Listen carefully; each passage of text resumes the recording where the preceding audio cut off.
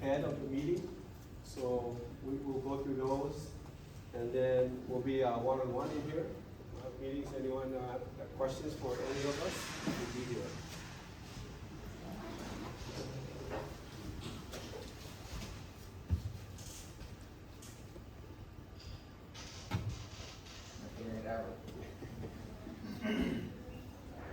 Right there.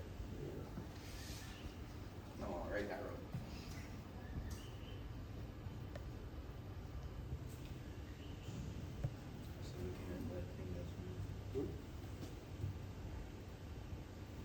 Okay. Yes, I guess right here. All right, thanks, Jordan. So here's our agenda for tonight. I'll do the intro, which is what I'm doing right now. We'll turn it over to Jordan. Then Matt's gonna give us an update on the utility side. And we'll ask Kevin Walton from Hawaii Electric to give us an update on the Hawaii Electric front. And we'll move over to Jennifer Myers, who's over here for an update. And then we'll do Q&A.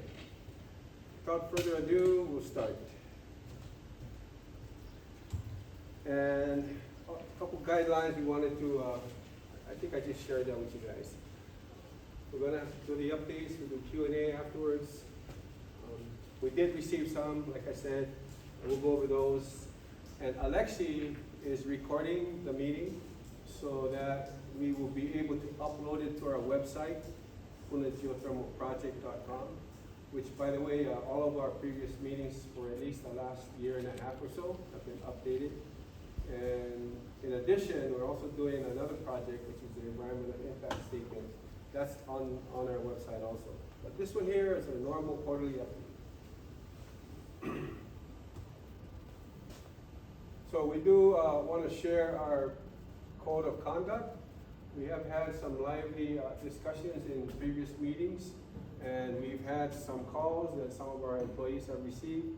And so we just, main thing, want to make sure that, you know, whoever's speaking, that we give the speakers the respect to finish off their topics and not be disruptive.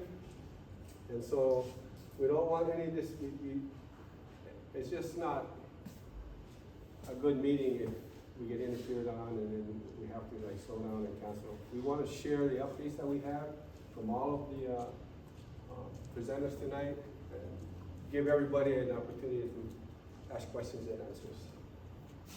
So the general things, abusive language, if people do not want to follow this, then we'll be nice and just ask you to leave.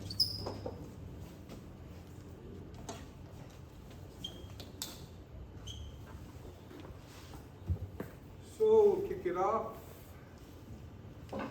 This is our website again.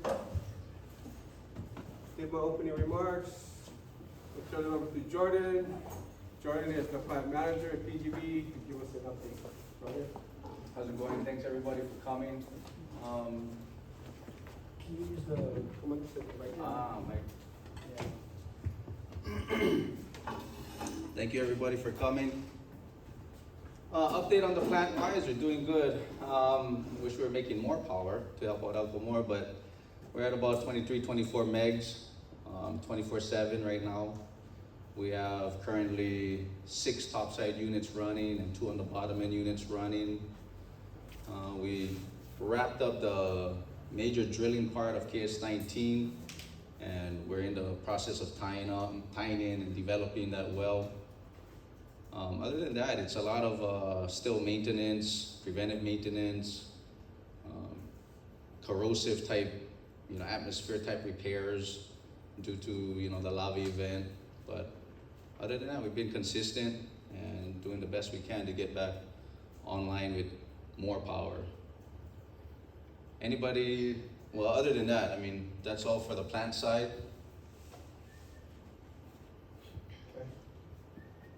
Is there a Q&A portion? Yeah, so you guys came a little late, so real quick. I thought it started at 4. Yeah. What time now? 4:07. Yeah. My bad. So real quick, we're gonna go through all our updates, and then at the end we'll have a Q&A session, and we want to give everybody a lot everybody time to ask questions. We can't let one person hog all the time, but we want to make sure whoever wants to ask questions gets a chance. We also said our code of conduct is we treat everybody with respect here. We talk in a good tone, no swearing, and treat everybody with respect so we have a good meeting. We can agree to disagree at the end of the day, but we don't need it to be an aggressive type meeting. Thanks, Jordan. So next up, senior drilling engineer, Matt Stianzi. He's going to talk about drilling.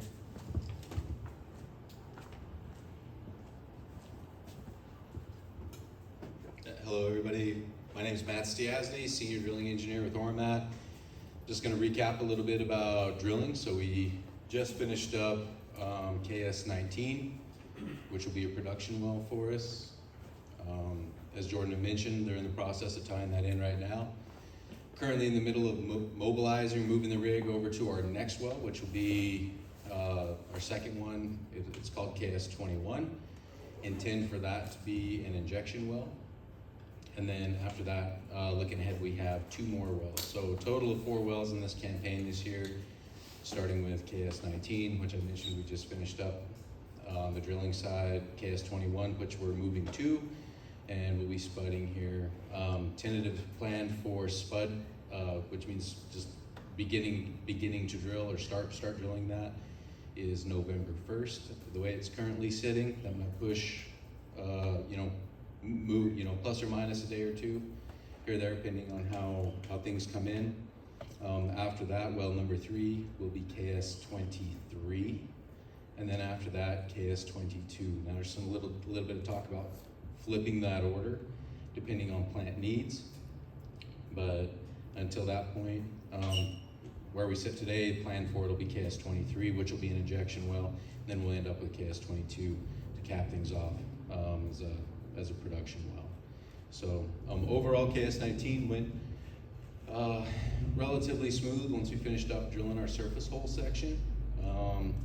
Ended up finishing that up, I want to say September 15th is what we called rig release off of that. And we've been in rig mobilization here about for the past almost month and a half now. So yeah, that kind of summarizes the drilling update for us. Thank you, Matt.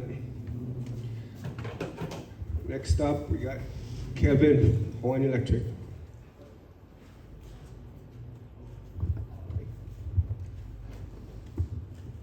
Thanks, Mike. Okay, so the update for us is, as of right now, for the last month, PGV has been providing roughly about an average of 18 megawatts per day, with a high of 23, as Jordan had alluded to, and a low of 6. So for us, as much power as we can get, because our contract with PGV is 38 megawatts, we want them to get to that 38 megawatts, so we need that power. A lot of our plant overhauls, our maintenance and stuff is based off of generation availability. So the quicker they can get to that, the better for us it is. And that's my update. Thanks, Kevin. So, Jennifer Myers is with R&D? Planning. Planning, For excuse me. disaster recovery, yeah. All right, there you go, Jennifer. Thank you. Hey, everyone. So I'm gonna make this as quick as possible because I know a lot of folks want to get to the Q&A section, but I also do want to tell you about some of the really fantastic updates that we've had. First, I wanted to see, did any of you make it out to our Revitalized Puna event that happened about 2 weeks ago? Yes, I remember. Great. For those of you who weren't able to, great event. Make sure you do it. We've got another one coming up here in just about 2.5 months. You can keep an eye on our social media for that. It might just seem like another event, but this is an event where you can literally walk up to the mayor, talk story, get updates from the county, and it's a really fabulous program, so I highly recommend it. Voluntary housing buyout program, since we were here 3 months ago, we have closed out on 55 applications, and that's completion. They've received their check for the housing buyout. Right now, we've dispersed about $10.3 million, which equates to about $187,000 on average per applicant. We still have, well, there's a total of 650, so we still have Many folks left to go on this program, but so far, you know, we're just coming up on the 2-year mark for the program, and to get through 55 is a pretty big feat. In fact, HUD congratulated us on the fact that this is probably one of the quickest they've seen from inception to payout. So we know how important that is to the folks here and the residents here to get that done as quickly as possible so that they can recuperate after the 2018 election, or excuse me, the 2018 eruption. So next up, I did want to talk about just one last reminder on the VHBP. For those of you who still want to apply, you have until a week from today to do so, and then we will not be taking any applications after that. Roads and waterline update for Pahoa and beyond. We're still in the environmental assessment phase. That'll continue through Q1 of next year. We're hoping to finish early Q1, but it's going to basically depend on a lot of factors when it comes to getting to the next stages of that. So in the meantime, we'll be updating you pretty regularly until then. We're hoping to get a couple of videos out on both waterline and road projects before December that will help get some updates and let people know exactly what we're up to. So keep an eye on that. And if you guys aren't following us on social media, Kilauea Recovery, so all of our updates go through that on Facebook, Instagram. We're now on TikTok as well, trying to get out our word as any way we can with some of the updates that we have. So good news there. Isaac Holly Beach Park, we just released our draft on the park update plan. If you're curious about what that looks like, it is on our website. So make sure you go there and take a look. Aside from that, that is it. Thank you guys so much for your patience.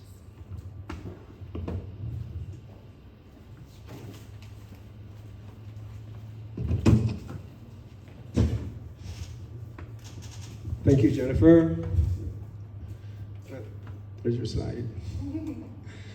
Okay, so we'll go right into Q&A, and as we mentioned before, we did receive some questions ahead of the meeting. We want to take that first, and then we'll go to the audience. This is from Corey. So Corey, you asked about what is our generation level. Jordan mentioned 22 to 23 megawatts.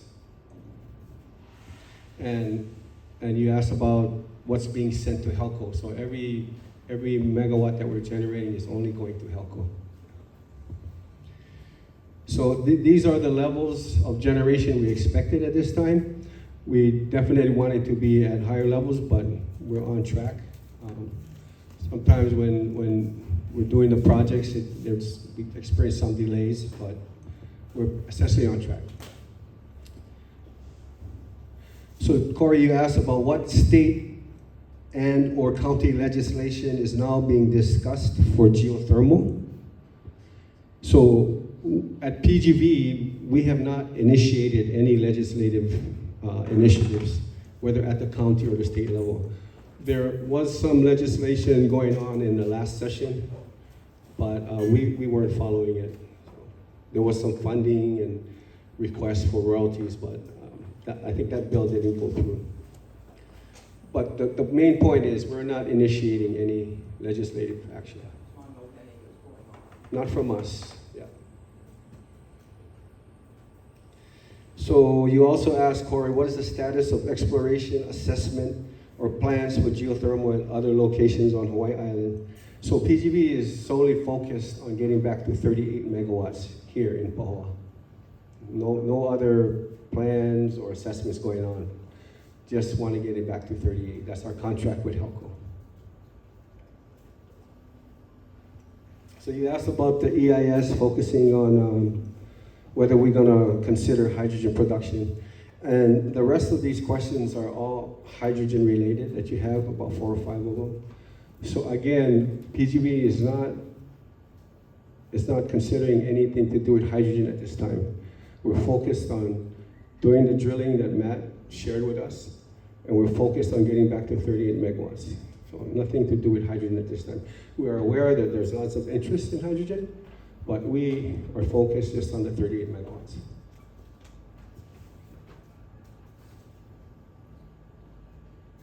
So I got some questions from Suzanne Wakeling, and these were, maybe Matt, you can help a little bit.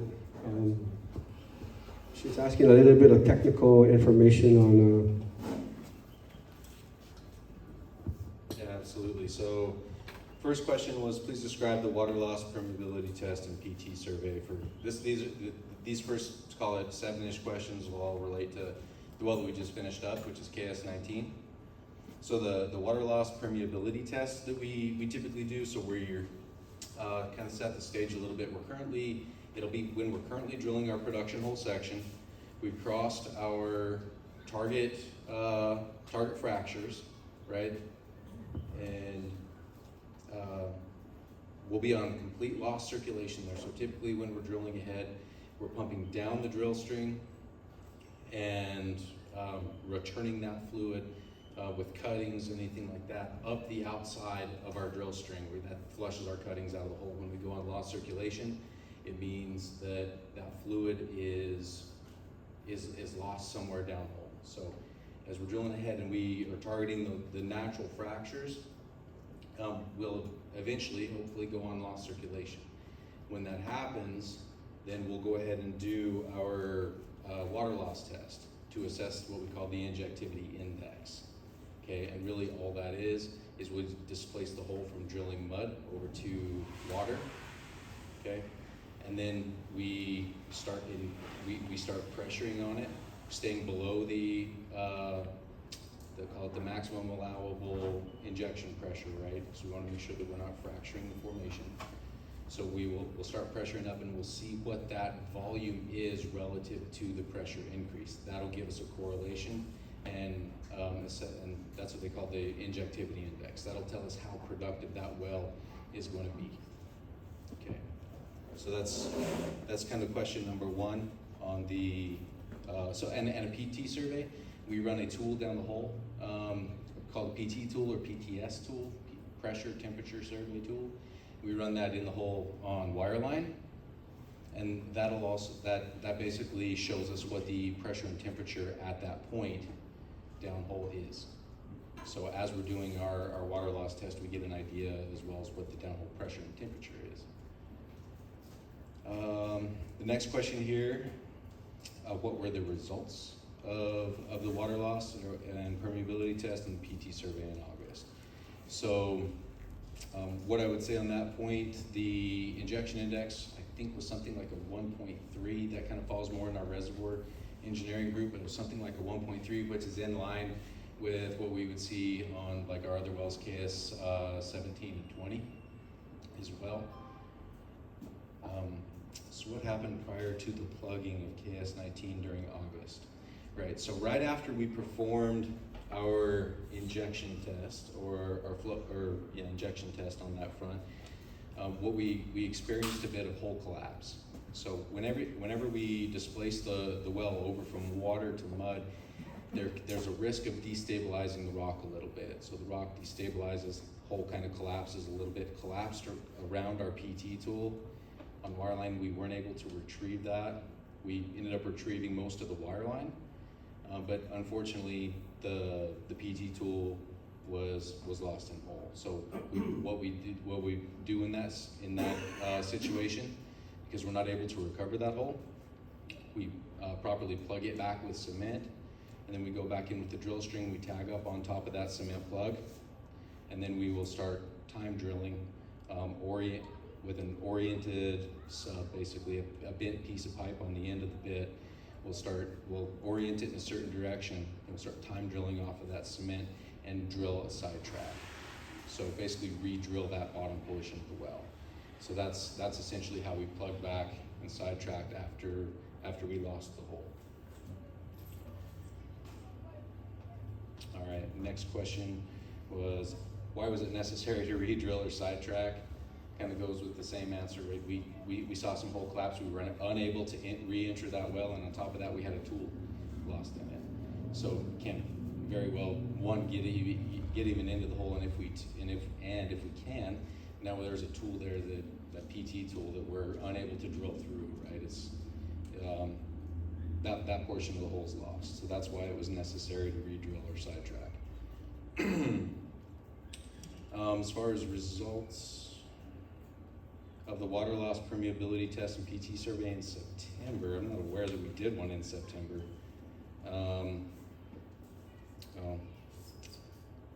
So what activities are planned for KS19?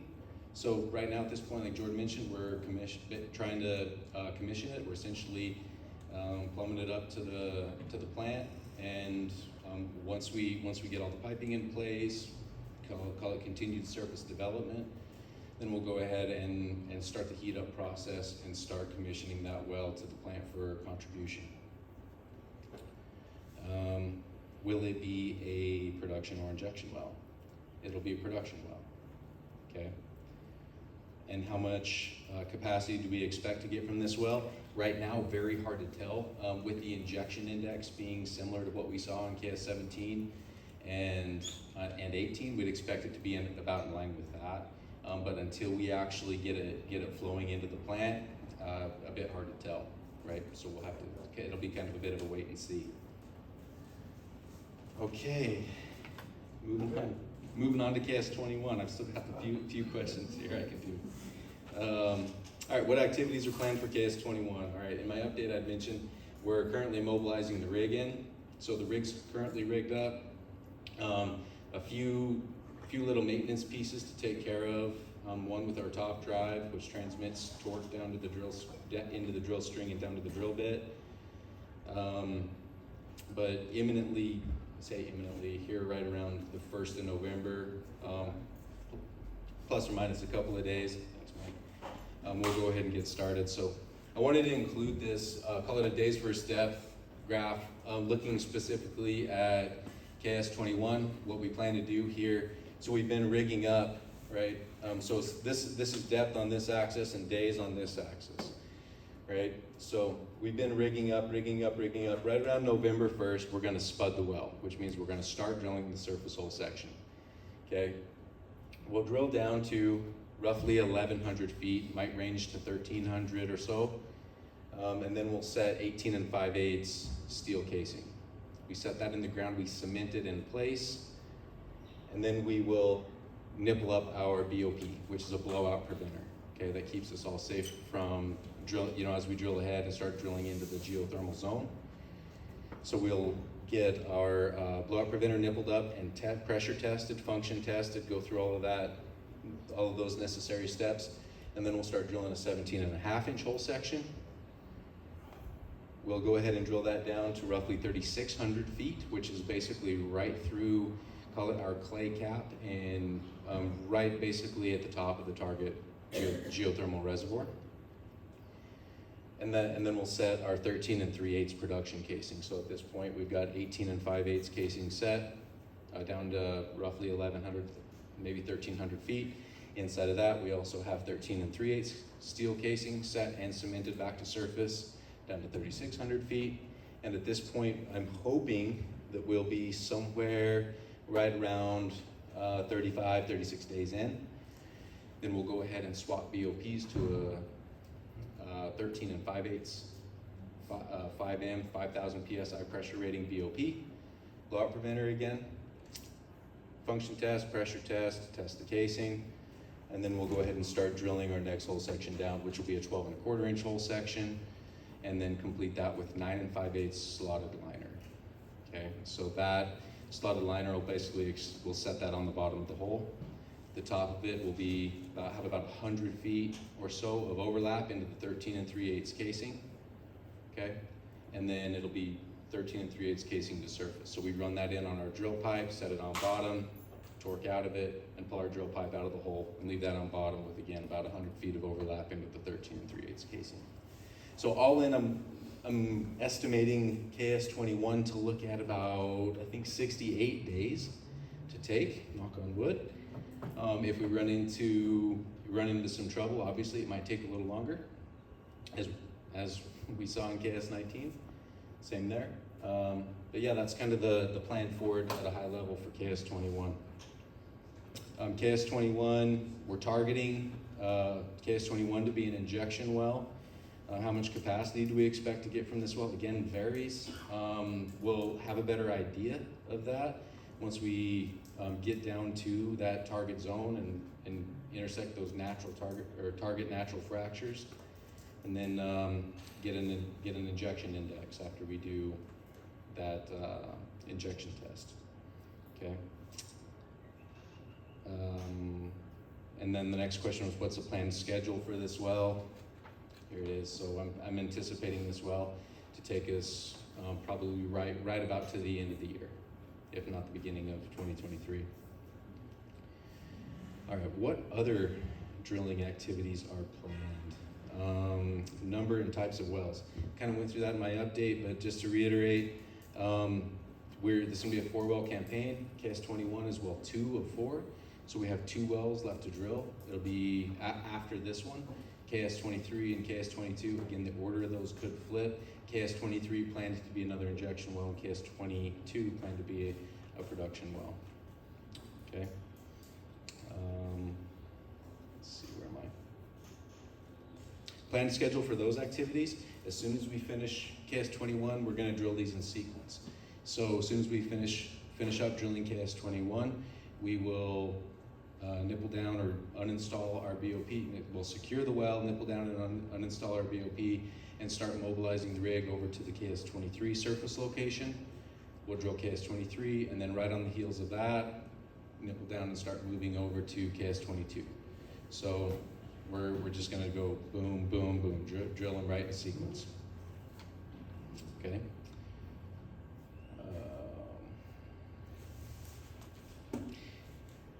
How many wells will we need to reach contract capacity? So hopefully by the end of this campaign, so KS19, 21, 22, and 23, we'll be back at contract capacity. Let's see. Any other drilling activities planned for any other projects? Not specific to Hawaii. We do have a bunch of other campaigns that are kicking off worldwide. We're getting ready to start up in the Caribbean on the French island of Guadeloupe, getting ready to start up in Kenya, Africa as well. And we have a handful of other projects going back on the mainland in Nevada and California, and getting ready to start off a really interesting project called Toka Tingdung in Indonesia. So a bunch of other projects going from the ORMAT side of things on the in the world of drilling. Let's see. Other than that, I think that kind of does it for drilling and operations as far as the written questions. Yeah, thanks, Matt. Yeah, these were the questions ahead, so now that we've gone over them, I see Sarah's hand up. Go ahead, Sarah. Larry and I both submitted questions to your email website. So I must have missed them. To my email? Conveniently missed it. Well, I mean, we were working on them until about 3:30, but still, I mean, if you look in your email, you'll see them. Oh yeah, we were setting up here already at that time. Sorry. I'll look at them while others are I can asking email them to questions. you right now. You want me to send them to your personal email or something? No, I have my, You got your laptop? yeah, it's right here. Okay, thanks. I'll take a look. Anyone else?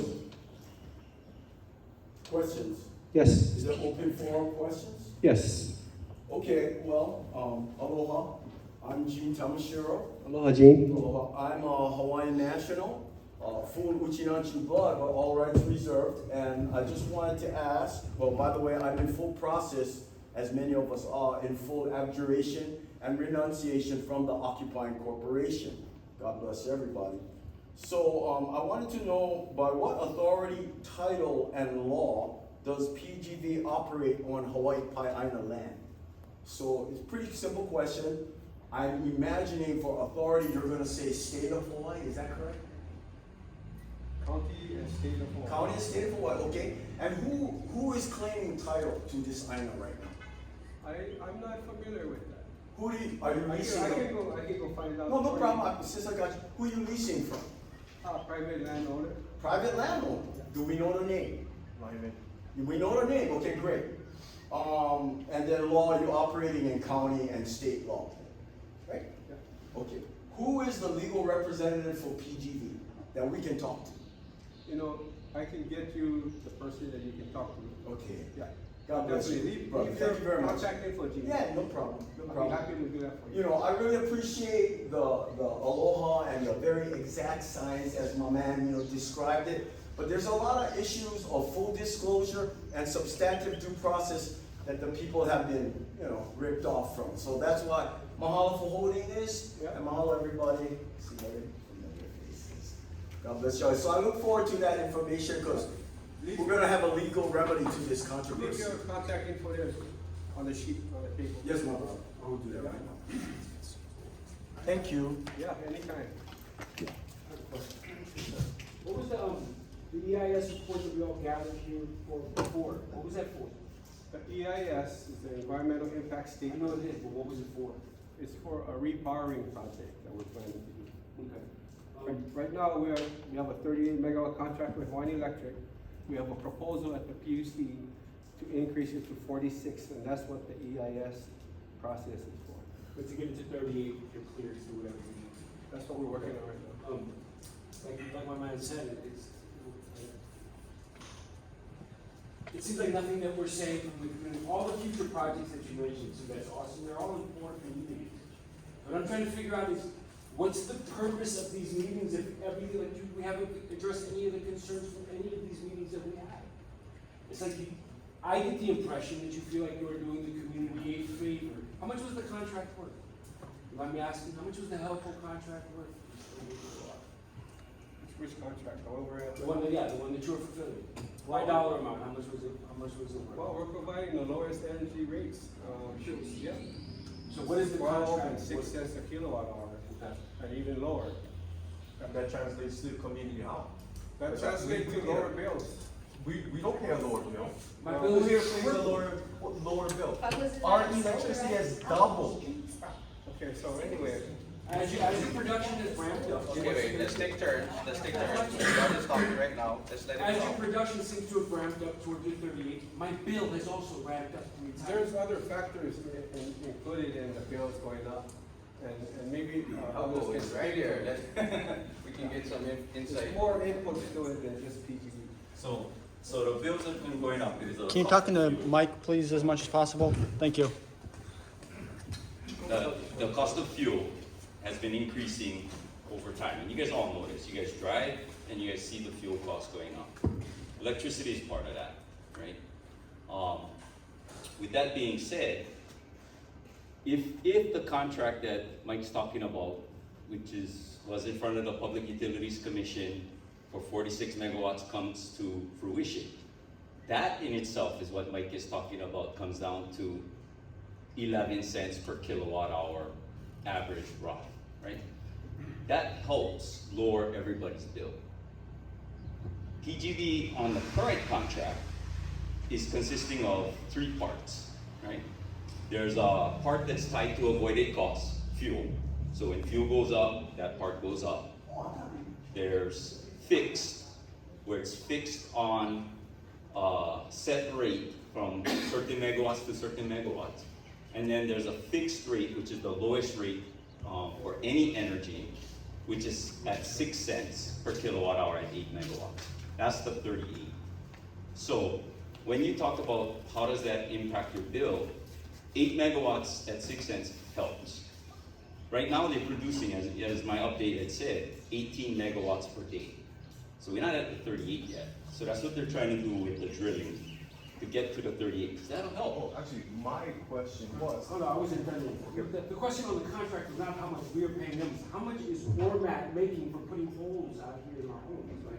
How much money are you guys making by drilling holes into our stuff?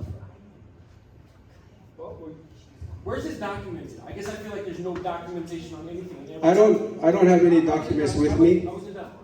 Every time we call to get a straight answer, you guys laugh on the phones, you guys hang up. You specifically hung up on me, and I dare you to say you didn't, because we've been recording everything. Okay. So every time we call to get a straight answer, we either get, placated or we get patronized or anything. Where's the documentation? You said 90% of this community agrees with you drilling. Where's your receipt?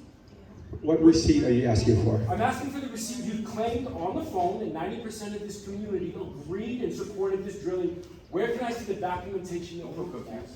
Yeah, You told me. I don't have one. You don't have one. So why are you making claims like that when the community comes out and says we are not in support of that? You can't just throw numbers out unless you can point to something, because we can point to stuff. Where are your receipts on the support for putting holes in the earth? We live here.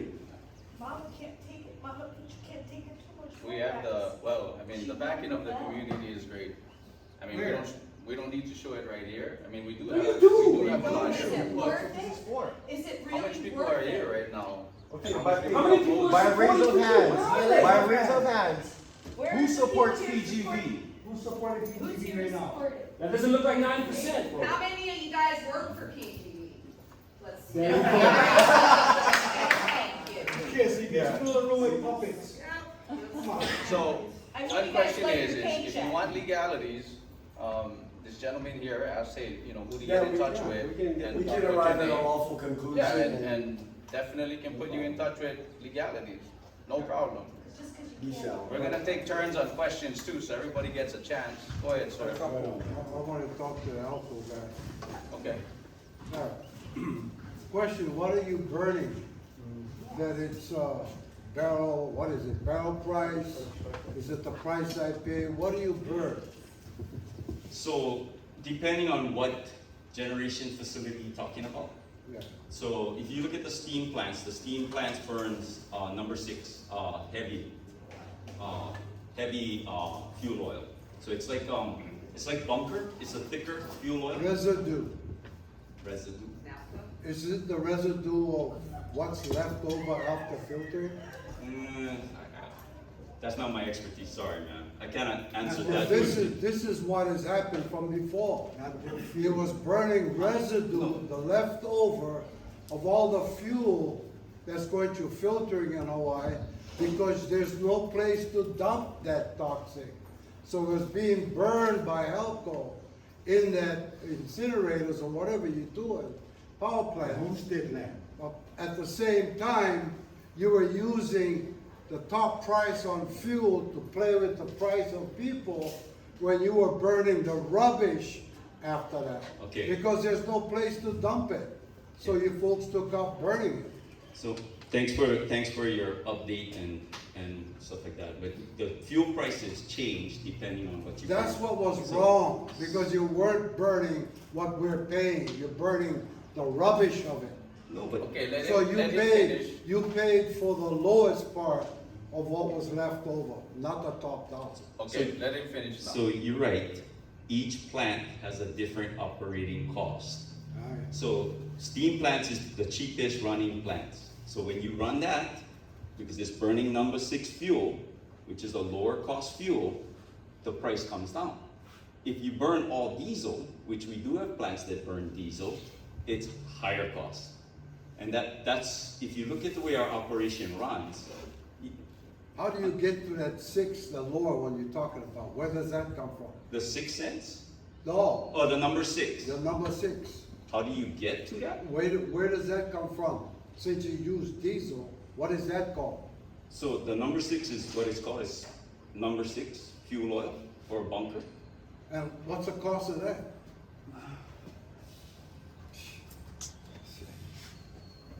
I cannot tell you off the top of my head, but it's the lowest cost fuel.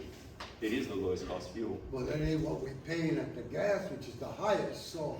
Yeah. How do you justify So, but charging the people when you got all these adjustments that you can make? And you're the richest utility company in the state. You're the richest And the nation. in the nation. I wish I could say we was the richest, but And we're then- not the richest, and thank you, sir. Well, bro, at 41 cents an hour, kilowatt hour, look out the airplane window when you fly into Honolulu at night and tell me how much you're making. I mean, Alamana Shopping Center gets a $4 million bill every month only on electricity. And- So, go ahead. And all of that is paid for through all the operating costs and whatnot. So if you look at the plan, everything is to move to 100% renewable, right? What is That's renewable? that's the goal. So I appreciate what you say, and you gotta understand our strategy is to get to 100% renewable, but it takes time. Even like now, when you look at the RFPs we're putting out, right? We put out an RFP that says we want people to bid for generating electricity for us, because we need the electricity. That's how we serve the load. our number one thing, we are families and community. We here. Got Our it. families are here too. And So- there's a 48 megawatt solar project going on in Waikoloa right now.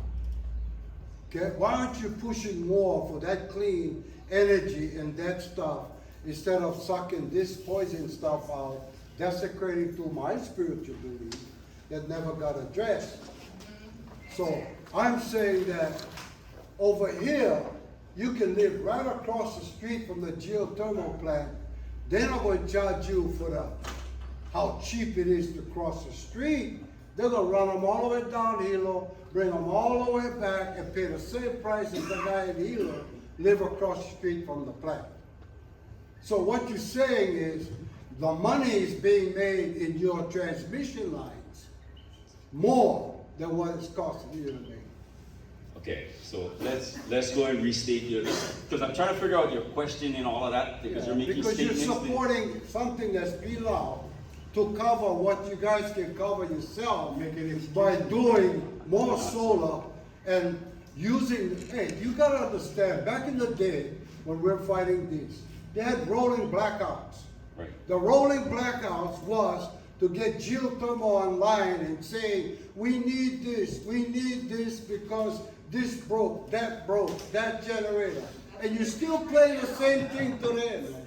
You're still doing the same thing it said. Because we're With the island needs Richard, power. hey, bro, let me finish, bro. You're just talking about Puka. Protocol. You don't know the understanding we of get all the time limits mechanics. too. Okay. Protocol, come on, follow your rules. You guys supposed to be prepared. You know what I don't like? Okay, sir, let him finish, Professional let him businesses finish. supposed to be prepared for this kind of agenda. We are prepared, we have help. You're not. Of us. What You guys more do not. need? Yeah, bro. But you guys should have. You just on company land and you sound like one. I'm not impressed, but that's all you are. Just another company guy. Okay? You're not one Hawaiian from Hawaii. Look, what Chihuahua bought in Hawaii is still what Chihuahua. Sir, stick to the Well, subject. I'm just putting that. We don't in need to call each perspective. other names or whatnot. I never named nothing. I put you in Stick a to the box. facts of this meeting. So I'm talking about how you support geothermal, which has Let's been keep a respect. problem to the community, been poison to the community. You've got people sick, now you can buy land if you wanna move out. You got all of these problems. Then you had the hurricane, and then you had the lava flow.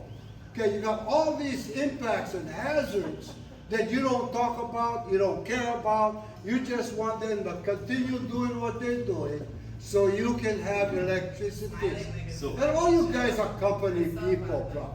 You're not the guys that's way up at the top. You're all the puppets at the bottom. And for me, I am me. I don't have another puppet. I'm the puppet. You guys are puppets. So I'm giving you the impact and understanding of you just rip us off, Helco. You always did. And the drilling permits you guys didn't drill, when did you get that? 1980s. Where'd you get the drilling permit? What time?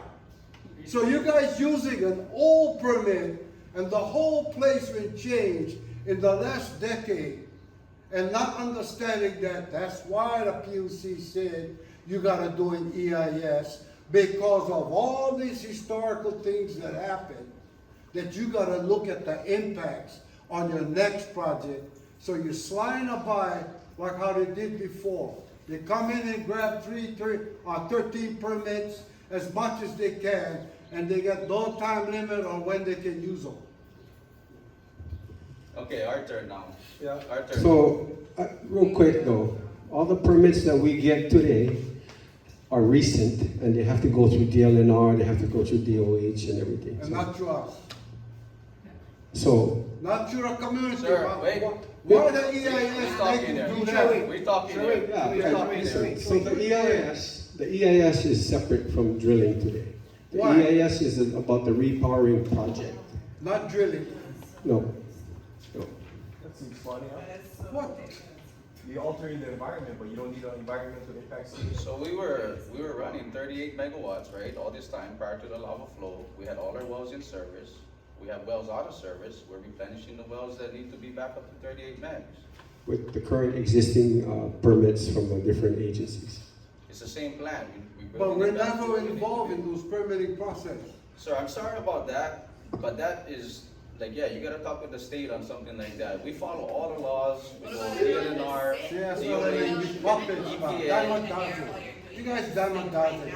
So we are at the lower level, so to get more input, you should go higher up from us. Yeah, Yeah, So go that's why to, we like the hires come out and talk to us. I'm tired of talking to You people. guys just staff, staff. What about our questions? Could we talk about our questions? let me ask Sarah to her question for me. Okay, go ahead. Thank you. Oh, I thought you were gonna read them. You wanna read them? Sure. It's, Oh, well, I want Larry to go first. go ahead, He Larry. just has one question. Yeah. Okay, well, my question is about the emergency response plan and what happened in 2018. There's been a contested case hearing going on since 2015. Still no resolution, which is, of course, in PGV's advantage.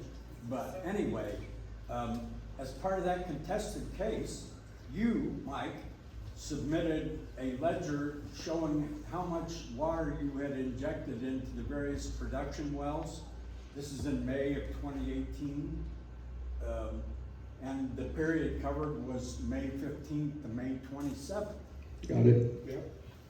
Now, according to that ledger, you pumped 1.3 million gallons of water into those four wells. The volume of those wells is like, something like 40,000 gallons. Is that correct?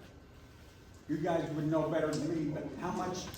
So, what is the volume You're of? thinking just a bore. Yeah. Talking about just a bore. 9 and I'm 5 talking eighths. about, if you're gonna be pumping to fill up the, isn't that the idea of what they call quenching? You So- fill the well up with water and the pressure holds everything down and keeps it from exploding. Keeps it from coming up. So naturally, there's heat down there. What we're trying to do is run that cold water to keep it cool, so it doesn't pressure up. We're in the process of plugging the wells, so you want it cool, so you don't have pressure. Normally, we would never want to do that because we want the production to come up in the heat. So in this scenario, because we're plugging it, we ran the cold water down to cool the well. So, And all the we can calculate the total volume required in that, in the depth and the size of the casing, but what's your question? Well, my question is, I did that and I got like 40,000 gallons. Okay. You put like 1 million gallons down there. What happened to that water? It didn't fill the wells up. Right. So is that your question? What happened to the water? Well, that's the basis of my question. My question is, it violates your concept. You say you put the water down there, the water stays there, it pressurizes everything so nothing can come out. That water did not stay there. It went down the drain somewhere. Yeah, so that's two different ideas. You're thinking about like when we plug it, like with mud and stuff. Yeah, well, quenching is one, and using a mud slug like to plug is a different scenario. I mean, I can explain in the geothermal industry, when you have wells that are artesian, meaning that they pressure up and they flow on their own, if you have to perform maintenance on one of those wells, you have to get rid of that pressure. If you needed to change out a valve at the surface, you just couldn't remove the valve because you have flow there, right? So how do you prevent the flow from coming to atmosphere? You quench it, you put water into the well bore. And what happens is you cool it off and the well will turn around. So it'll stay cool and it won't flow. When it's not flowing, you can go in and you can change those valves out. Then you let it sit and it reheats on its own over a period of time until it can flow on its own again. Well, that might be the normal case in most of the world. When you've got lava erupting 100, 200, 300 yards away, it's a stick of dynamite that you're putting down there because it is going to explode. Okay. We had no issues when we were. And the well is not holding that water. Your concept is, oh yeah, we fill the well up with water, everything is stabilized. You never were able to fill those wells with water. You put enough water down there to fill those wells 10 times. Yep. You're correct. We were quenching the wells, so we continued flowing, and they kept on flowing out into the formation. You're all right, Larry. Right, exploding into steam because it was It's 2,000 not as if it was degrees just flowing out into this formation. It was flowing into active lava and exploded and made 100 earthquakes just east of your plant. And Fissure 17 opened up in the middle of that earthquake cluster. We had hundreds of earthquakes there before. No, no, not at all. Yeah, we did. It's USGS information. Oh, listen. It's been in its fact. Duly noted, Larry. You opened up Fissure 17, you kept pumping water, you opened up Fissure 22, you kept pumping water, you opened up Fissure 13, you kept pumping water till it got up to Fissure 8. And you were still pumping until the road got closed. Because you would never have quenched those wells. Okay. We did quench the wells and plug them all. Yeah, we did. You did That's not. okay. You were still pumping on May 27th. Listen, Larry, we appreciate your input and your thoughts on that. I mean, we, of course, differ from that, but we're listening. Okay, and so that is still the plan. That plan created hundreds of earthquakes. That plan turned Fissure 8 into the monster that devoured Pahoa. And you are still, according to your plan, gonna do the same thing if it happens again. How did all the lava flows happen prior to us? Yes, I'm not saying, but look at Naturally, 55. right? 55 had So- 24 It's projects. not natural. So naturally, we had two large lava flows in the same area prior to us ever starting. And then now all of a sudden, we're the ones who. They never do that stuff. That's the placating of But this was the biggest one in hundreds of years, and it was the biggest one because you were pumping into your water into your wells for 2 weeks. So how did it keep flowing afterwards when we were not at the plant?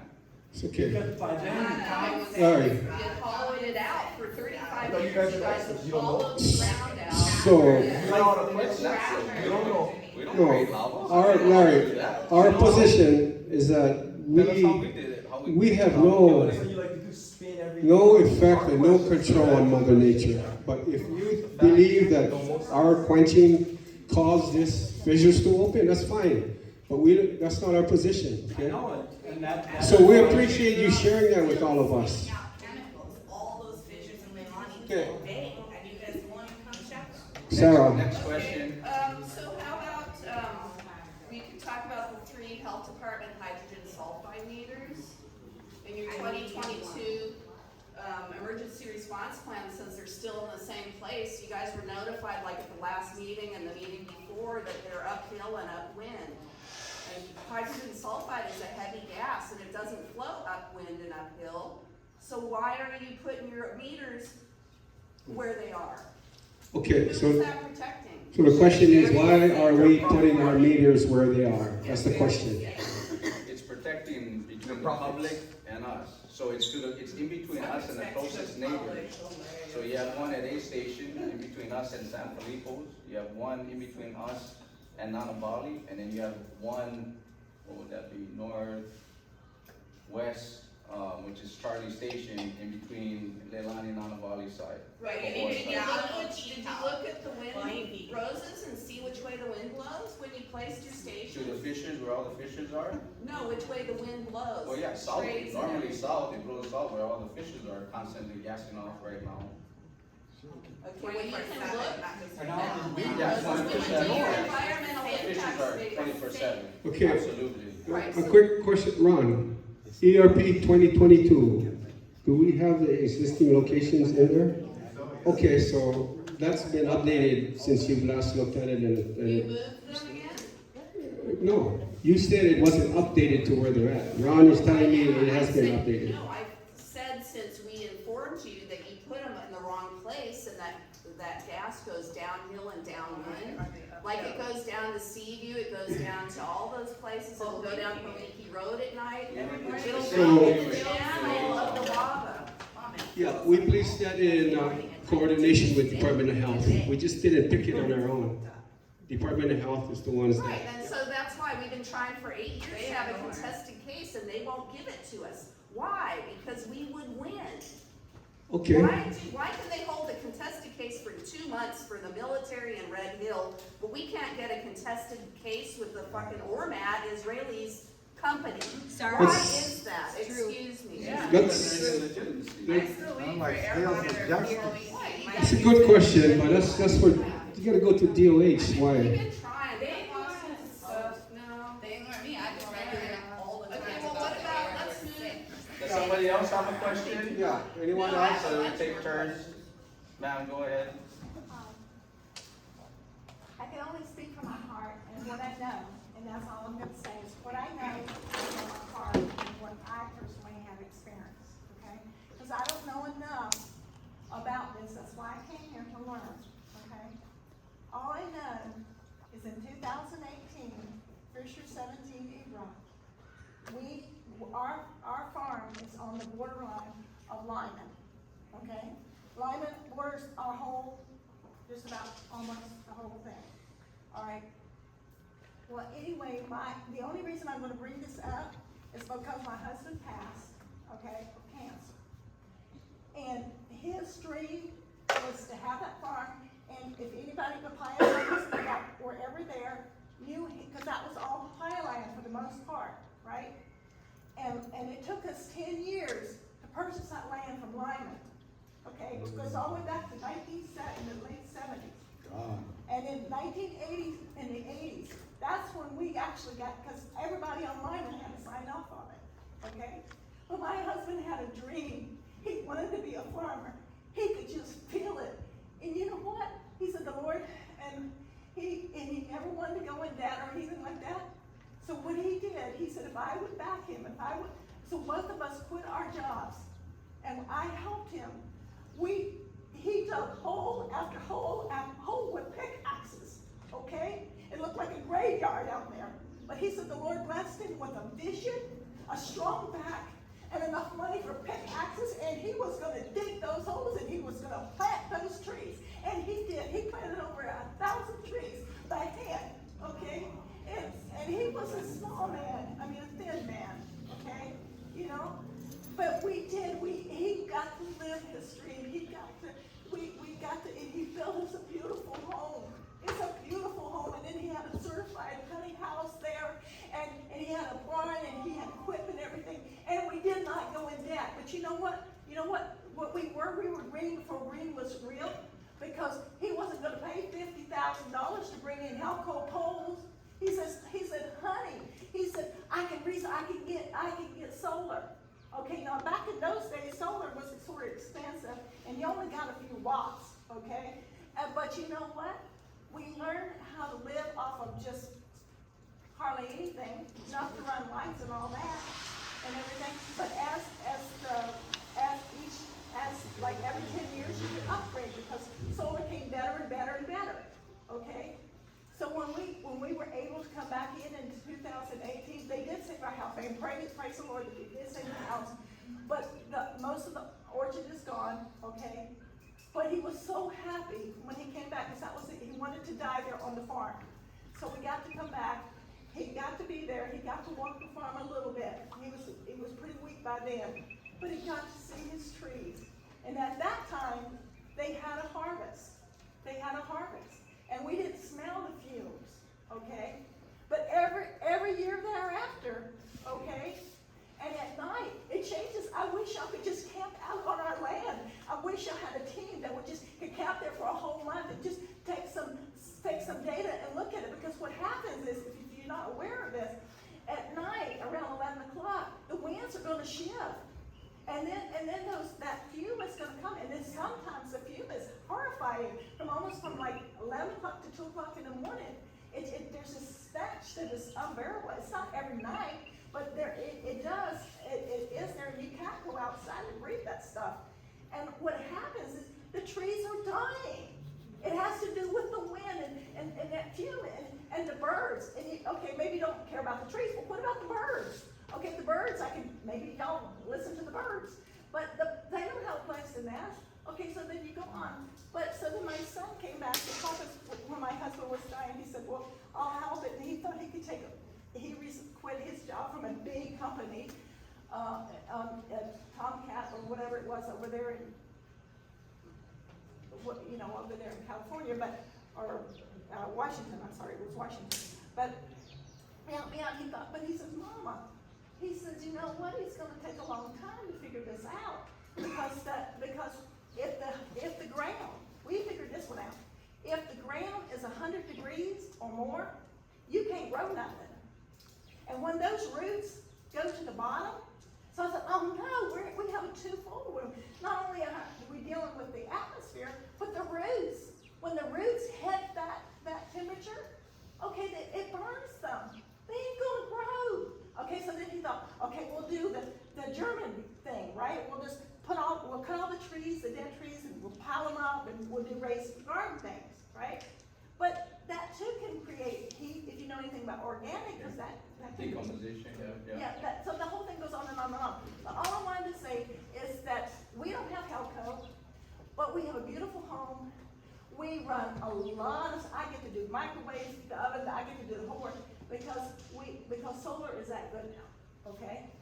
And so I am so thankful he had the foresight to get us on solar, and it works for us and everything, and we're looking into getting an electric truck, a vehicle if we need to, or so we can plug it up, and then you don't have to pay for Helco. Well, we don't have to pay for Helco anyway, but, I mean, you know, for the gas, you know, everything, but anyway, but anyway, I won't take up any more time, but I just wanted to hear it, I wanted to say this, if you're in this situation, complaining doesn't seem to help, but you just have to find a little niche that you can do, and I would just say, well, try as much as you can to go with solar, do what you can, just, you know, if you're good in research, do the research, or connect with who you can connect with. But I wish y'all would do something about the stench in the air, because it stinks. So I'm really sorry about your loss. Sorry about that. The fishers are constantly putting out H2S, SO2. Some of the people in Leilani have got USGS out there to do some surveys. I tried to get readings from them unsuccessfully right now. I'm trying to see if we can do some air monitoring from the other fishers so we can see what's coming out 24/7. I know there's a lot of people on that south side of the fishers, which, yeah, normal trade winds is that way. It's not us, it's what these fishers, you look at the fishers, they're all green because they have sulfur stuff coming out. One thing I can say is maybe ask, you know, DOH or USGS to kind of maybe help and assess your guys' situation. Is Fisher 17 on your property? It's right above it. It's just like from here, and there's up there, it's just 17. So we have meters, and for, you know, somebody who wants to, you know, get educated and see what can be done for something that's realistic like that, we have meters. And personally, I mean, sign up, I'll get in contact with you, and we can try to do a sniff at least down there and see what's coming maybe from these fish. Especially at night. Exactly, trade winds change from daytime to nighttime, and absolutely, you could be getting way more fisher stuff coming to you, absolutely. And you know, we can try to see if we can help, you know, at least see what kind of samples of air you guys are getting over there. And what are you gonna do about it? How are you gonna fix it? Well, for us, I mean, it's just knowledge. I mean, it's the fishers. We have nothing to do with that. I'm trying to do her a favor and let her know what is going on, because DOH is not going there. I mean, you know, she needs to try to reach out with them or USGS, but I'd like to try to help. That's all, I mean. Just identifying where the source is. So what's the homework you're talking about? Why do they have that when it's just about fish, it's not about them? You mean about the hydrogen sulfide? No, the monitoring. You need just a feel monitor. the air monitor. You guys messing with my rifle, you guys don't know how to hold the rifle. Downhill, but Is it So about it is the a fish, monitoring or is station it in about the between plant? us it's and above you. the plant, towards Down, between so the you're plant and downside. us. So your concern is what, the fish? So there is The plant is, gassed us 35 times You in get the 7 present. years. See that, you So hear you that? guys do gas us. You act like you No, don't, sir, I was but talking you to do. her. Okay, she was saying you guys gassed them 35 times, your gas, not No, the 70 fish. times in 35 years, sorry. Okay, Tried it back. and that's not from the fisher. That wasn't from That's the from fisher, the that's plant. from the plant. But Okay. since the fishers, But, and you're saying now you guys aren't gassing us. There's no more It's all gas. just the fishers. I've been working there, January's gonna make 20 years. You're what, 31 years? Yeah, but guess what, 30 George? years. You guys get to go home after. We've been, well, we run, no, They live we here. run 24/7. This is their home. We run 24/7. You don't live there. Literally, No, no, sign you run, disclosure. but you don't live here. They You live guys are here. paid to not notice anything. Come on. I mean, if it was affecting my health, I wouldn't be going to work. I mean, if it was anything like that. Mercury testing, my dad is 90%, he's dying from the geothermal, giving him 90% mercury testing. He was born and raised right at Mohala Street. You know, so that's why I'm so worried about these fissures, and Mike knows, that's why I'm so passionate about this. I've never known health my whole life. This is taking away all of our God-given right to breathe clean air, yeah? And nobody will monitor it. The fissures are, Nobody. yes. Puna Geothermal Venture and your chemicals in the fucking fissures is what is, not the fissures. I really disagree on that. All your workers, oh, it's just the volcano. No, you guys are gassing us. My daughter has a breathing machine from what the doctor says when you smell the geothermal, because she cannot breathe. When we smell you guys every day, today, every day at Koiki, I've asked Mike for a monitor. Yeah, a couple months ago. I really, really need help, because there's 3 generations in my family sick from the geothermal, not the sulfur and the fissures, yeah? It passed on to your mom. It's like ridiculous, yeah. Paul Kuykendall is the monitor. I don't know. He says he passed it to you, a monitor for me. Yeah, because he told me, oh, Bob had one, like that has anything to do with me. Yeah, so I need one, like, All right, dying. I'll follow up with you on From that. the I got just one question here. Not the Oh, fissures. go ahead. Oh, why was people that live around your plant offered an opportunity to sell their house and land? So that was only in the beginning. At more than So one. you're talking about after the eruption? No, just during that time from the start till now. So from the beginning, when we built the plant, it was offered to residents who own their house and property before we built the plant. In fairness, right, we offer a relocation program. That if, hey, you know, the plant is here, you were here before us, if you wanna move somewhere else or whatever, we'll help you financially do that. So that was money that was put aside for that. Since then though, I don't know the exact, but it's changed to allow people after the fact, which, I mean, it should have been really for the, but we did have gentlemen's sell their property and move a block or a few blocks away too, in the same neighborhood, so it must have been not been that bad, because they still stayed in the neighborhood, I guess they. That program is still alive with the county. Yeah, I saw that still, it's still talking about it in the paper. The problem was that the people lived down Pahoa and stuff from way back, there was no geothermal subzone. That was imposed on their farms. You know, everybody down there had farms, and then subzones popped out. And you like say, I bought this property for my farm, now how do they turn into industrial subzones with geothermal development? Then everybody showed up. But at that time, you guys were the small one, and I think it was maybe Ormat before PGV. So the state And run with the we went after the 500 megawatt, okay? Not your petty ones that you guys are. That's why you never did an EIS. Never did. They did one for the forest that we fought, but 500 megawatts was something bigger than your plant. That's why all the energy went up to the 500 megawatts to stop that project. Because the more electricity that was being produced with the geothermal, it was going to be ocean mining of the Kalapana Trench, which had the highest manganese count, manganese nodules, and they were going to do the energy to do the smelting, so they could take the cobalt that comes from manganese and ship it out. But geothermal was the energy that was supposed to do that, and it was supposed to push 500 megawatts to Honolulu. It takes 100 just to push it through the cable, and all the extension cords was going to the islands along the way. You guys are slowly, well, you weren't here, but this one was slowly left aside, and that's where you're at today. Because nobody was on you at that time. We're on the 500 megawatt. Now you know that's a crazy thing, but that was all state money. All using taxpayers' money to promote the geothermal project. Yeah, so, They stopped bro, that from way saying back, anything. you know, I don't know who you, but from way back, it was already scrapping about this whole thing. And you gotta know it was imposed on the people.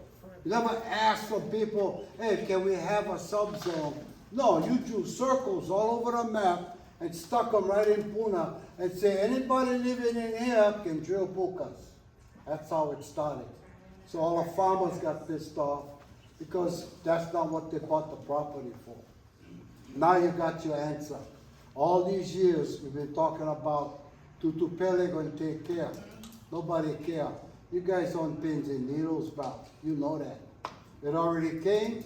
It came from Pahoa where they proposed geothermal. Boom! Pahoa pop up. The plant's dead. So they moved down Wild Kelly. What happened? They drilled, got zero. They went all over Pokepukas. Zero. Forget the project. Pele comes down, take half of Wild Kelly, stop at Pahoa. You guys keep playing around, poof, it came right down to your house. No power, bro. No power. No power. That's our belief and our God there. You know? That's the way I feel about it. That's our spiritual needs and necessities, not your Christian ones, because that's your belief, not mine. So, that's how it is, bro. Good luck. Let me ask this gentleman here.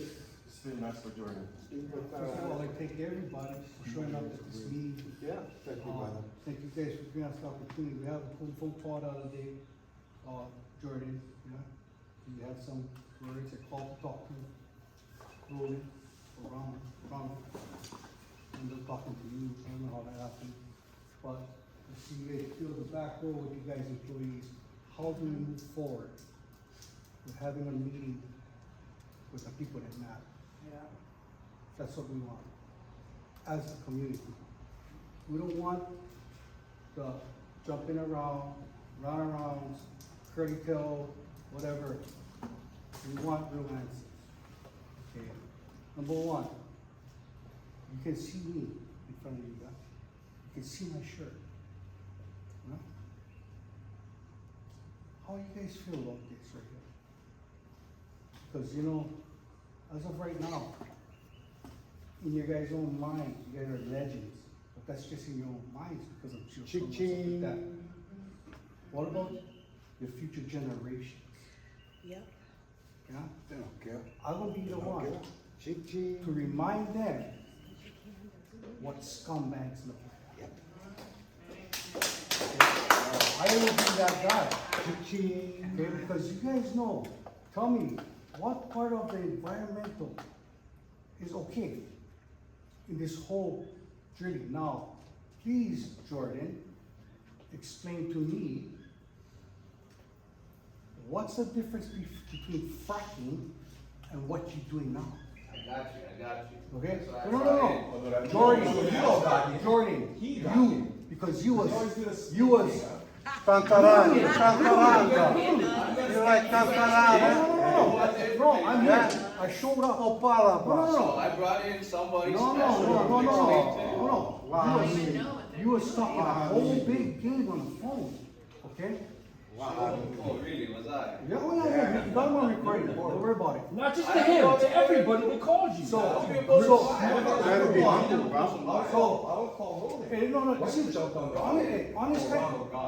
Honest guy, it's nothing personal, okay? Understand that.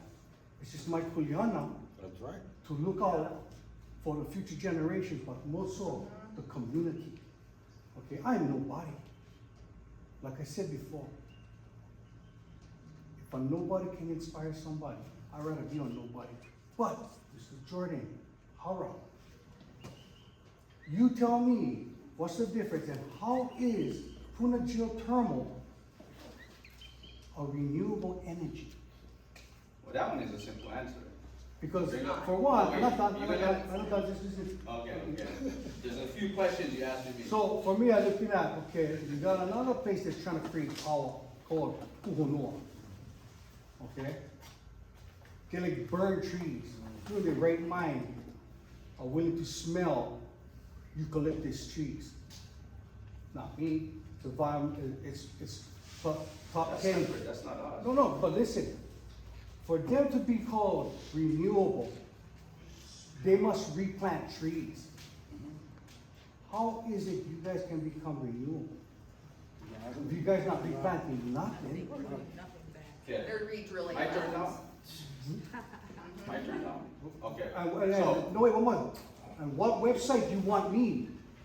Well, you can laugh and giggle about it like how you guys do on the phone.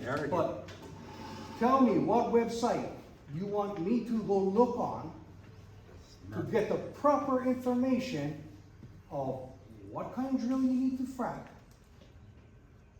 what it takes to be called fracking, and what is fracking and what is not fracking. So, my quick answer is, yeah, you asked a lot of questions on the phone, and the answers I gave, you didn't like them. You didn't want to believe DNR. You didn't want to believe me. Hold on, that means my turn now. So, I said, on fracking, you kept saying that we frack. I said, we don't. You don't want to believe me, you don't want to believe DNR. You said, hey, I said, so I asked you, well, what is fracking? How do you know? What equipment do you need, right? And you couldn't answer me, because you don't know how to frack. Neither do I, because it's not my thing. But you said, hey. You said, hey, you want to know. Hey, my turn. And you said, hey, you want me to have somebody or have information today to present to you on fracking. So in particular, I brought our senior engineer. I can answer it however I want. And I brought in the best person to give you the best answer on fracking. He's from he did oil and gas in the past, where they used to. He has experience. So since we're answering, he's gonna give a quick information on what is fracking and how it goes.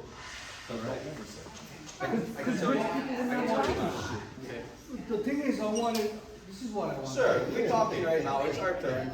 I gave you a full chance. I want to know what you. Once you back out, you can go to the side and talk about whatever.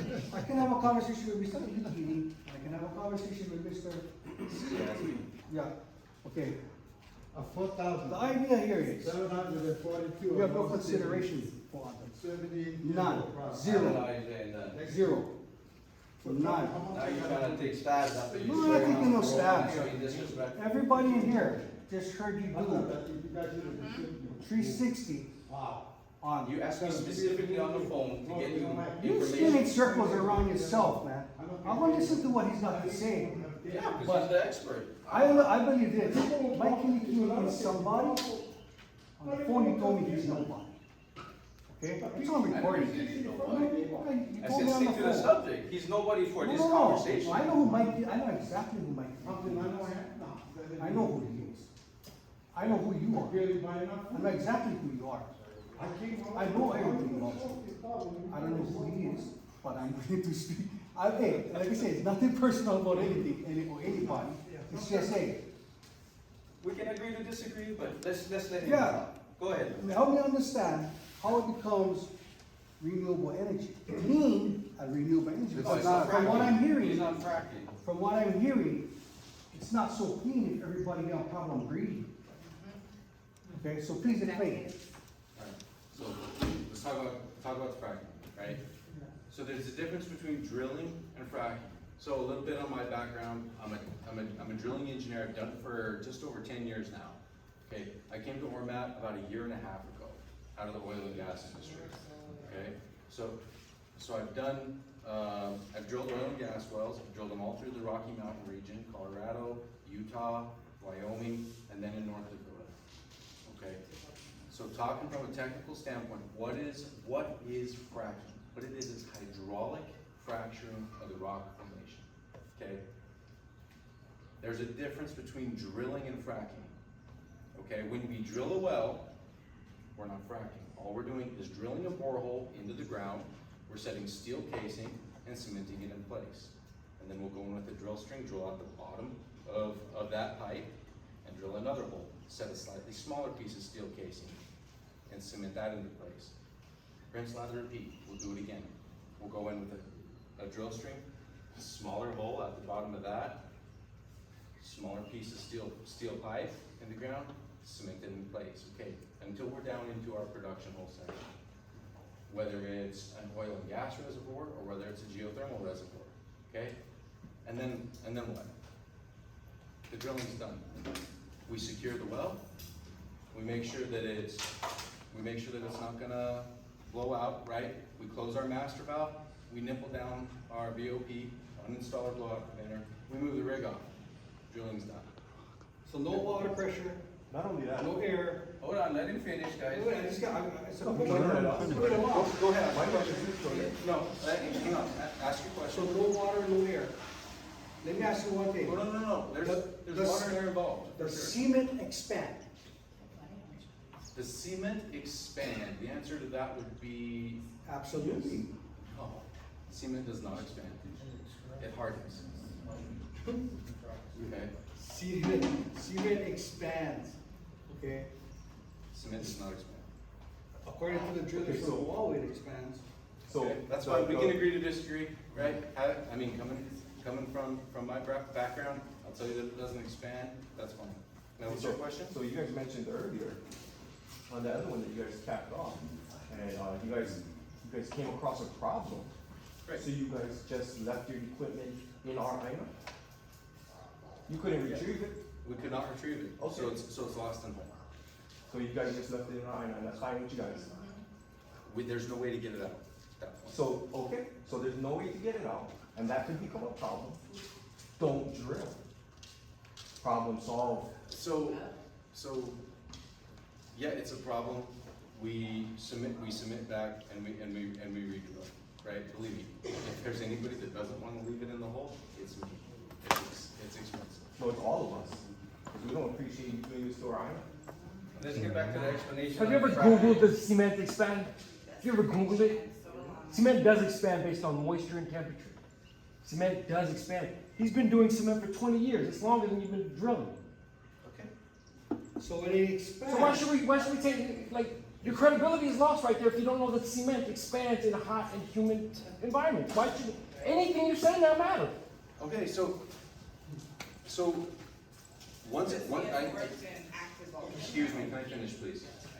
Thank you. So when we pumped it into place and it starts building gel stream, right?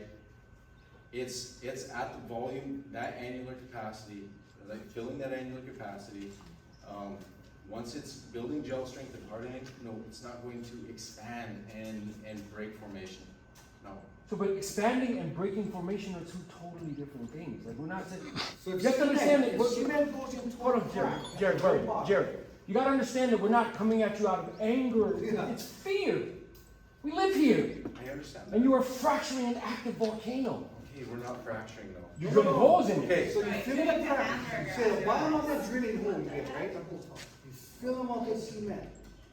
The cement expands. It fractures the land. It fractures the land. Automatic. Yeah, we do not fracture with cement. You might not think you don't fracture. No, I know. We You don't even know that cement expands. How can you tell me that? Because he's been drilling in places that aren't active volcanoes, yeah, like he names all these places. Okay. Let's move on to fracking if that's okay. So once the rig is moved off the site, the way you hydraulically fracture a well is you have a massive water source. So whether it's a bunch of tanks, like a lot of water tanks, right? Tens of thousands of barrels of water, right? We'll bring in large pumps that are capable of pumping, thousands of PSI, okay? And then when you frack, there's a couple of different designs you can do. You can add sand. Usually it's called a proppant, right? And what you do is you pump that fluid down at such pressure that's going to exceed the frac pressure of the rock. Okay? So when you exceed the frac pressure of the rock, you open a fracture. And then if you continue to pump, that fracture propagates. Okay? Typically you would add proppant, usually in the form of sand, into your frac fluid so that it'll prop that fracture open, so when you relieve the pressure, the fracture shuts around the sand and it's propped open, right? The fractures that we do, we don't do hydraulic fracturing. of the pressure that we put down hole is well below the frac gradient or the frac pressure of the rock. So what it's called? You're gauging it against what rock? We have different rocks here. No, we test the rock. When we drill out of our steel casing, we do what's called a formation integrity test. Okay? So we'll pressure up on the formation, right? Until we get the minimum pressure that we need to be able to drill the subsequent hole section to control the pressure below it. Okay? Once we do that, we bleed the pressure off, right? So we know that the formation can hold that pressure without hydraulically fracturing. So when we're drilling ahead, we make sure that our surface pressure does not exceed that maximum. Who's the oversight for that? Sorry, say again? Who's the oversight for making sure that you guys are not? You're looking at it. You. You already went on so many levels. There's no cement. Okay. Google says cement expands. When it's No, not everybody, like you're anybody that saying works does it. From a regulatory perspective, it's the LNR. The LNR is not qualified for that stuff. They're not even qualified to manage our resources. Yeah. Come on, Bad, yes. we real now. So- we be real. So, yeah. Give all of this. Thank you. What happens when you turn the pump on and then 6 million gallons is coming out and then going down? Every It's not about day the volume, it's for about the 30 pressure. years. Mike, thank you. 6 million gallons a Thank you. day, just in it, Thank you you very know, much. sucking and shoving it Hey, we down. got one more, in, January. I'll be here. Thank you. Next one, Corey. I think Jordan said you're doing 23 to 24 megawatts, and I think Matt and Kevin said you're doing 18 megawatts, so what is it? Jordan So gave- our current is 23, 24. He's going with an average For the month. 30 days. over the last 30 days where we fluctuated. We did have some equipment out of service. Currently, we're 23, 24 as of today. So on an average, 18 megawatts per day over the last 30-day period. So with a That's- high of 23 and a low of 6. So we just came off one of our scheduled outages on equipment. So we took down equipment, we came down lowering power. That equipment affects the plant also in lowering our power. And that's why we really got to coordinate with Helco because they are short on power. So we had to try to do it as soon as possible, getting the equipment back in service. So today we're 23, 24. We were just talking about today, and they were talking about. An average, yeah. Yes. Yeah. That's correct. Yeah, but, I mean, for a couple of years, PGV was offline and we didn't have any brownouts or nothing. Now, all of a sudden, as soon as your EIS is due, we start having blackouts and brownouts and conserving electricity. And then everybody's plants are tripping offline and you're working on 2 or 3 plants at one time. I mean, how come, what happened to Hamanakua? They can't, Rain it pours. they didn't get it, they're out of ammonia, they didn't know they needed to order it. I mean, I don't understand. So your question is an interesting question because, so you let me answer. Once they went down, once PGV went down, that's 38 megawatts that we no longer had. So everybody thinks everything is all hunky-dory, everything's great. But now, every plant that you have running has to run continuously. So when you take your outages, you don't take a full month outage on your plant, because you cannot. There's not enough generation. So you do that for 2 years straight. 3, in fact, we're on 2022 already. So it's going almost 4 years, PGV is not up to full bore. Well, I think So- that tells you that it's not good to, because there's no reason to have a geothermal plant in an active volcano. It doesn't work. Right? I I'm mean, so sorry. I mean, you guys, Sorry, but it's not- wait, you guys asked me the question. You guys asked me a question. So when you look at that and that's happening, we also put out RFP to get more Right. renewable energy, and it's happening. We're on RFP 3 now. Right. So they had mentioned earlier, oh, you get he said 48 megawatts, but it's actually 30 megawatts of solar in Waikoloa Right. with battery, 4-hour battery storage. So in other words, during your peak, right, after the sun goes down, you get 4 more hours of 30 megawatts of power. So how that runs depends on what the system needs. So that is coming up. We're looking at, hopefully by the end of the year, we'll get some of it, right? And then the second one, which is Halekuawehi, which is actually on Parker Ranch land. Yes. That one, there's another 30 megawatts with battery. It's just that that one had some delays, so they're on called force majeure. I don't know if you saw the filings on that. So basically, they couldn't get their batteries, so there's a timeline, so they follow force majeure. So there's these plants coming, and we're asking for more renewable energy, because in the end, we're gonna get off of fossil fuels. Where are you applying force majeure? Where? Not us. Who's doing it? So Halikuavehi files that with their contract, and the reason why is because when you look at on the contract, and you understand the law better than I can. Well, I'm just asking force majeure based on what occurrence? They couldn't get their materials in on the time. Oh, that kind of. Yeah. Yeah. Okay. So since they cannot. Logistical, no worries. Yeah. That's not relevant for us. Yeah. I just gonna make one quick statement because I love and respect everybody here. We was all of us, even the ones on the mainland, born on the mainland, was born into a big lie. Okay? State of Hawaii, for everybody born here, Hawaii has been under 129-year U.S. occupation. America itself got occupied officially 1871, District of Columbia. So I think it's great that you guys have a lot of knowledge on both sides and you're trying to clarify, and it gets kind of hot sometimes.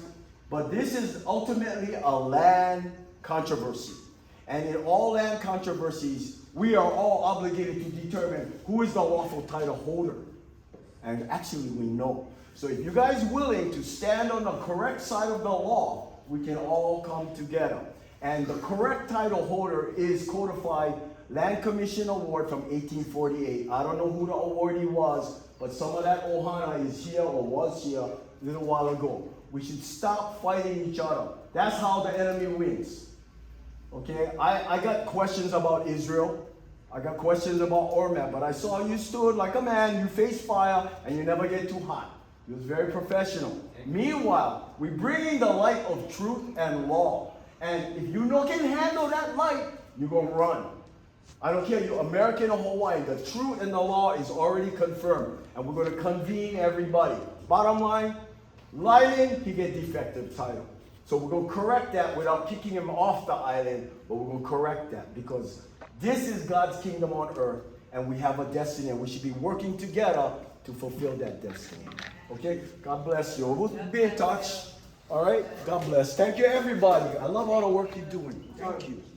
Thank you so much. Your choice,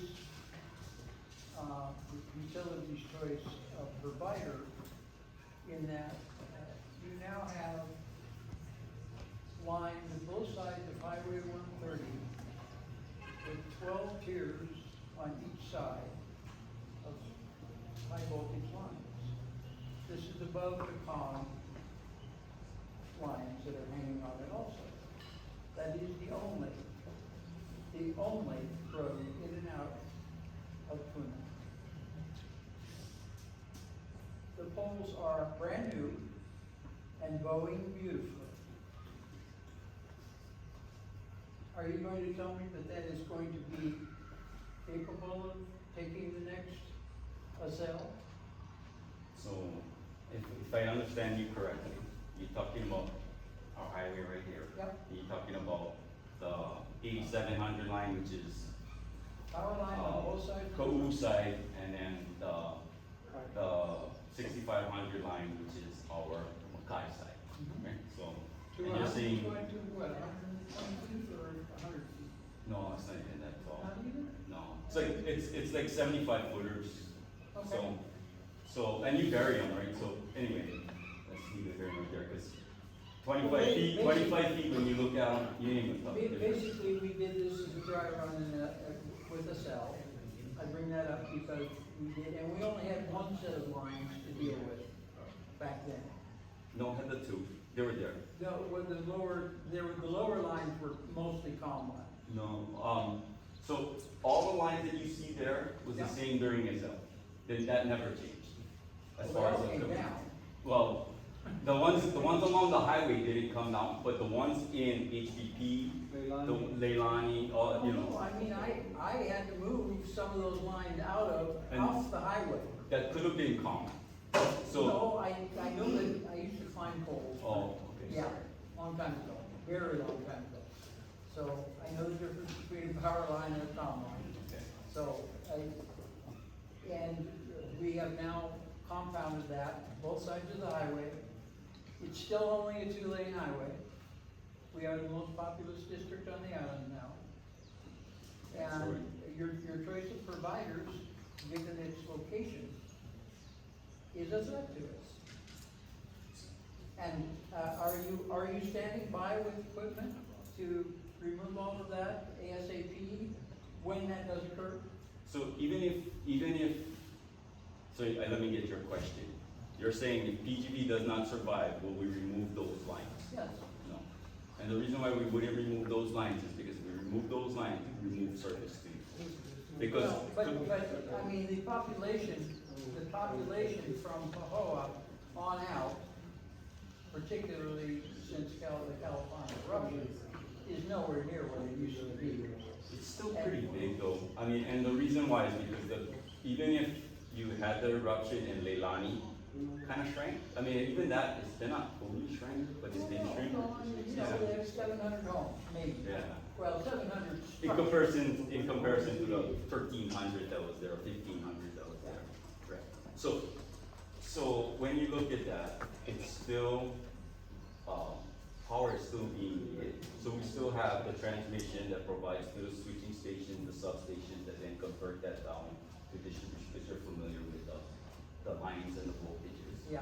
So when it gets converted down, that's what we feed the customers. So we cannot get rid of those.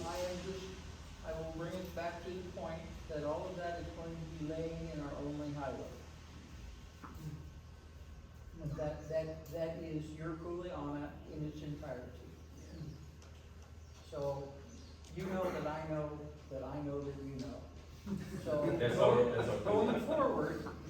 going forward, when we are having this discussion after the next hurricane, the consequences, whatever they may be, will be entirely yours to bear, because you know that I know that I know that you know. And I know that you know that I know that we put up the lines to serve the load.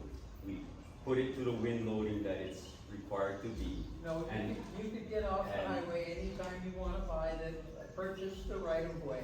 You could be wherever you want to be, anywhere out there on either side. It's not that simple. I mean, you say it's simple, but even you guys say it so yourself at one of the meetings. If just to get something to change on just a highway or to do something, it takes a long time. So the lines are there. The point is that you should not be on the only highway we have. You can purchase right of way through the subdivisions at some other level that is not critical. Through other people's private properties? I cannot answer your question because I don't. You're on the book here. Yeah.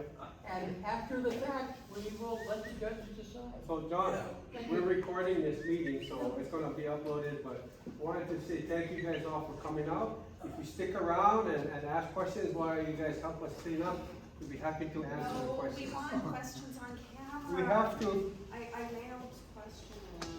You can always email.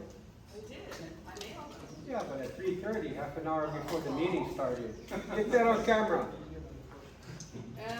Well, okay, what about just one more question? How many seismometers are you deployed around the plant? Last question, how many seismometers do we have? 8. Okay, so are you sharing the data with HBO or with the University of Hawaii or anything? HBO has requested that, I'm not sure. Okay, We're or gonna when share are it. we gonna get to see the data? I can't. Okay, how come most geothermal plants in mainland have to have seismometers that are all hooked up to the USGS? They have live ones so we can see the